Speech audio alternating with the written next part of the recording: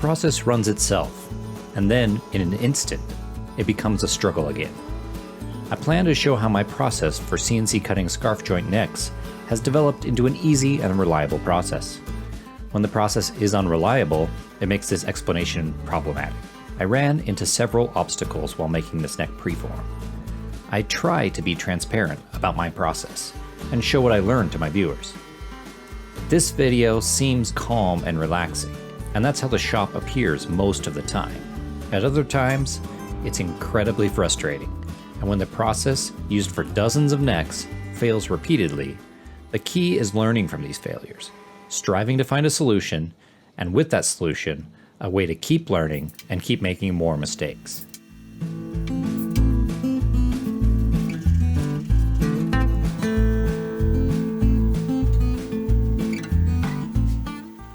I call it a preform for good reason.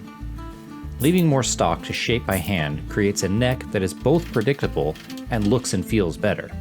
The cleanest looking joints in CAD and in the physical world share the same process. You cut through both parts together. I like to leave extra stock around the heel and at the joint with the fretboard. I shape this area by hand after I glue on the fretboard. The results speak for themselves. While contrary to the common notions of CAD and CAM processes, yet very normal for hand craftsmanship, not only do we need to apply new methods to well-known practices, but we also need to bring these old tried and true practices into our virtual environments and reap the benefits of their tradition. When you can cut accurate parts, you naturally consider joining and aligning them perfectly. Sometimes this is true. Consistent results come from practices that have worked for hundreds of years, if not thousands. So this is how I mill the neck preform.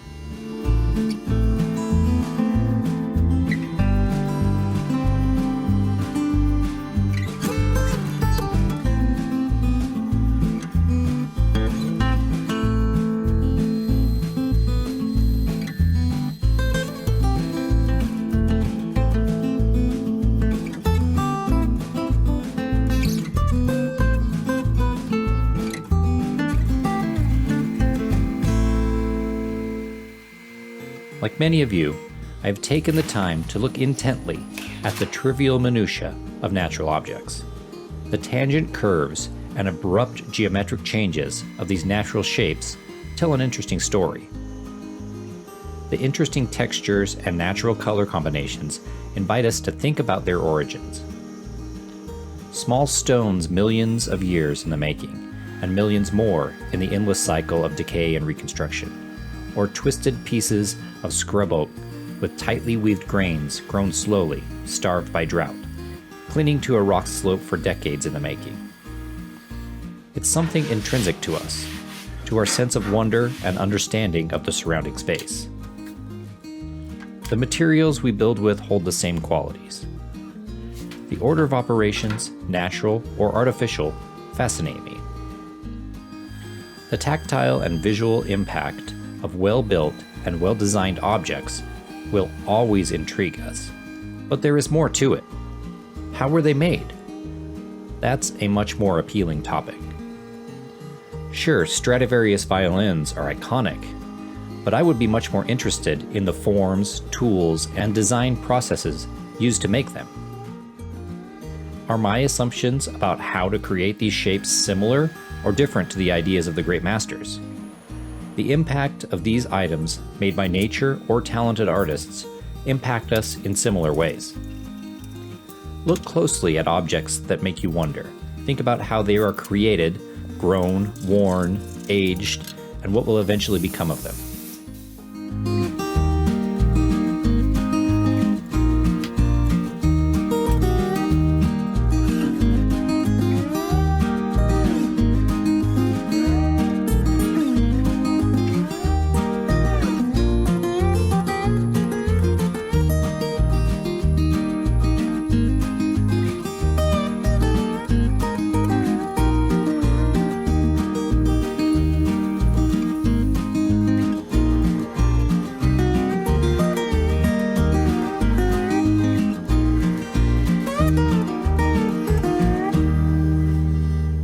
The character of this conflict is a little funny.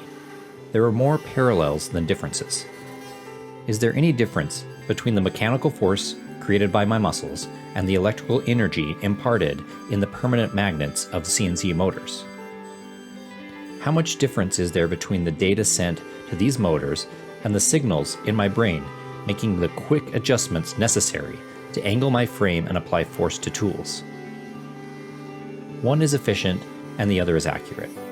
Handwork is more efficient when making one-off parts. CNC work can produce that single part more accurately, but at the same time, the effort to plan out this work makes it less efficient. Isn't it logical to accept the reasonable conclusion? A hybrid of these two not-so-opposed processes would lead to the best outcome. And that's my intention, to show how man and machine working together can produce higher quality and cleaner output than each other separately.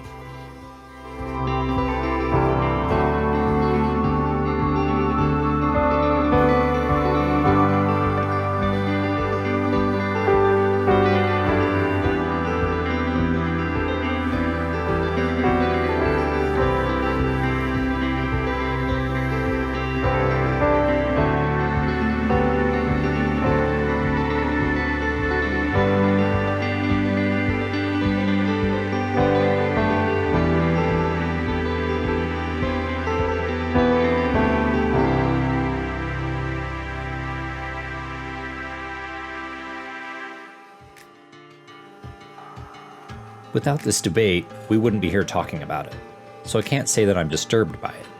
The nuance is more interesting. I think a CNC can tell a story, and I hope you do too. I have a very similar emotional reaction to watching CNC carved parts as I do when I watch a luthier work by hand. The funny thing is that without human intervention, the CNC only makes crude yet accurate parts. The way these forms affect us not only physically, but also subconsciously, comes from the intricate handwork that only the mind and human machine can carry out.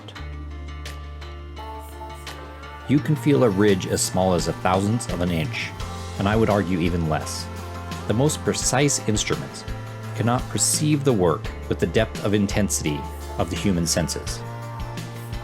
Why not let the machines do their best and then add our work to it? Or even better, plan out what machines do best and allow human senses to complete the project.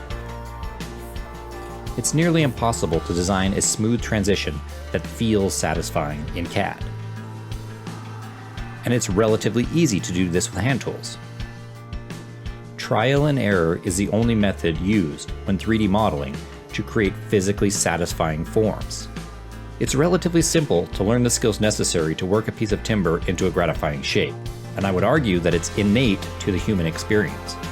These two juxtaposed methods are not as different as we assume them to be.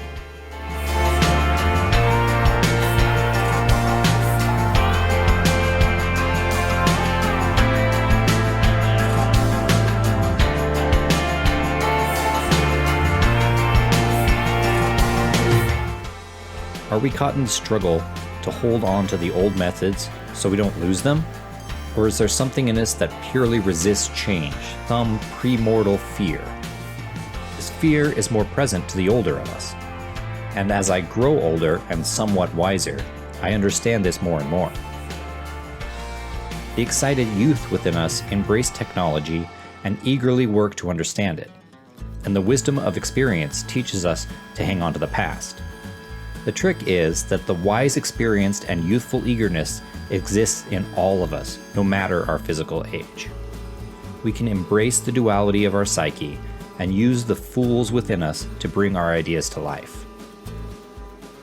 The intent is not to pit man against machine, but to realize they are both intrinsically intertwined.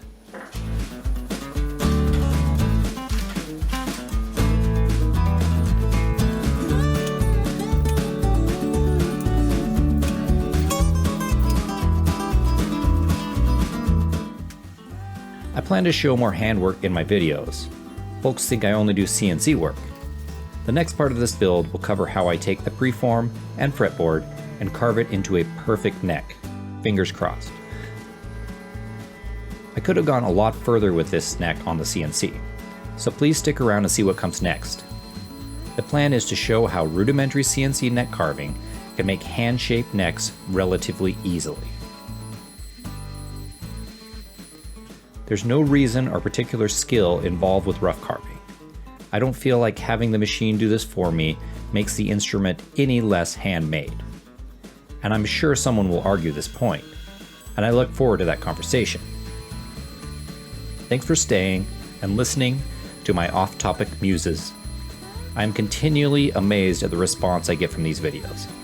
And with that, this preform is complete, and God willing, we will all meet again in the Gretsch White Falcon neck sequel, The Search for More Money. Thanks for watching.